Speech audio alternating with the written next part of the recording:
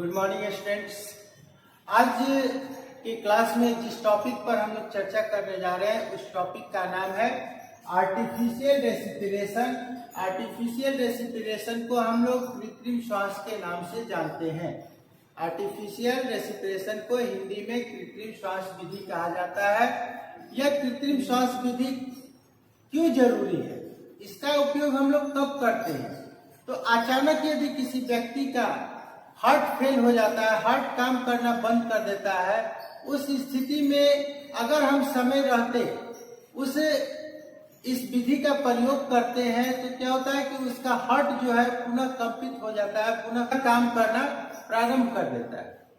क्योंकि हार्ट में जो होता है वो देखते होंगे आप कि वो कंपन करते रहता है और अचानक जब वो रुकता है तो वो स्थिर हो जाता है।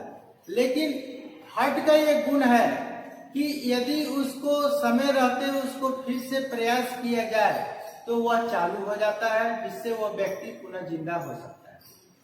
तो यहाँ पर अगर कोई व्यक्ति को बिजली झटका लगा और इस बिजली झटका के कारण क्या होता है कि या तो उसके सांस का जो गति होता है वो काफी कम हो जाता है या रुक जाता है। उस स्थिति में हम लोग इसका प्रयोग करते हैं। इसका प्रयोग आम जिंदगी में भी हम लोग करते हैं जब किसी व्यक्ति का हार्ट फेल हो जाता है। यह जो विधि होता है वह 3 प्रकार से किया जाता है। पहला है सिल्वेस्टर विधि, दूसरा है सैफर विधि और तीसरा है मुख से मुख विधि। इन 3 विधि के सहायता से हम लोग क्या करते हैं कि कृत्रिम श्वास देते हैं। तो सबसे पहला जो विधि है उस विधि में हम लोग क्या करते हैं कि व्यक्ति को पीठ के बल लिटा देते हैं।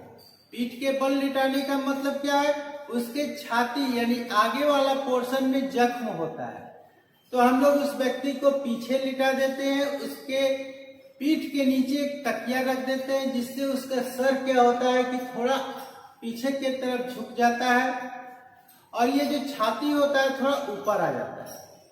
अब हम लोग उसके दोनों हाथ को सीधा करते हैं, उसके मुट्ठी को बांधकर उसके हाथ को हम लोग धीरे धीरे उसके छाती के पास ले जाते हैं। खुद उस व्यक्ति के सर के तरफ हम लोग बैठते हैं और अपने हाथ से उसके छाती पर हार्ट के पास हम लोग दबाव देते हैं।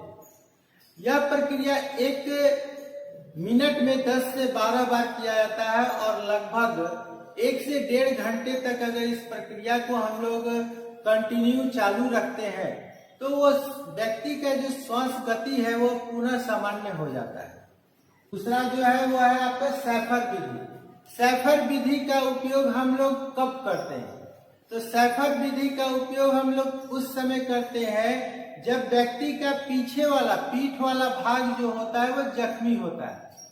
उस अवस्था में हम लोग क्या करते हैं कि व्यक्ति को पेट के बल लिटा देते हैं, उसके हाथ को इस तरह सीधा रखते हैं और छाती के नीचे एक तकिया रख देते हैं, उसके सर को किसी एक साइड झुका देते हैं, खुद उसके पैर के तरफ बैठते हैं और अपने ये दोनों हाथ का जो ये उंगली है इस पोजीशन में कर करके और हम लोग उस पर दबाव देते हैं।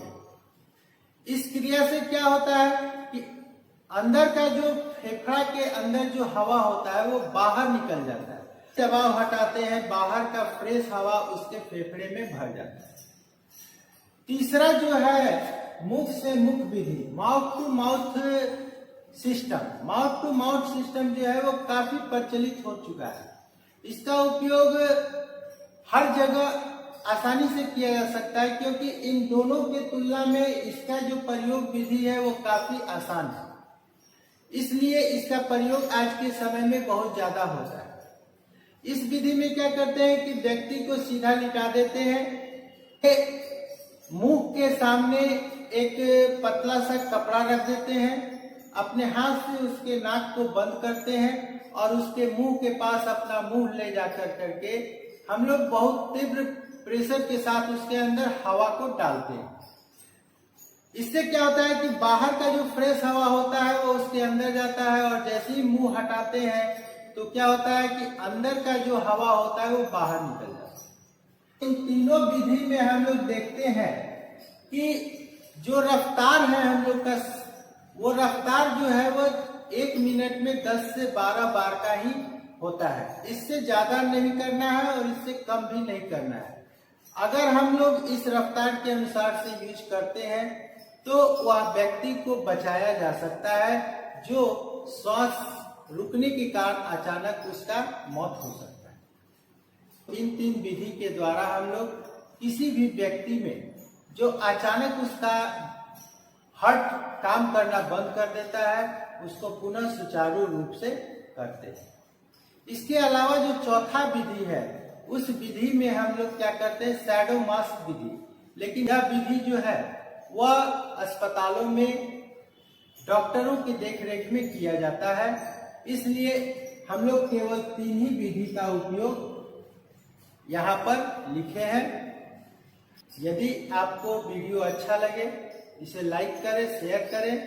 अभी तक अगर आपने चैनल को सब्सक्राइब नहीं किया तो चैनल को एक बार सब्सक्राइब कर लें, बेल नोटिफिकेशन को ऑन कर लें, जिससे इस चैनल पर लोड होने वाले प्रत्येक वीडियो का नोटिफिकेशन सबसे पहले आप तक मिले। Thank you.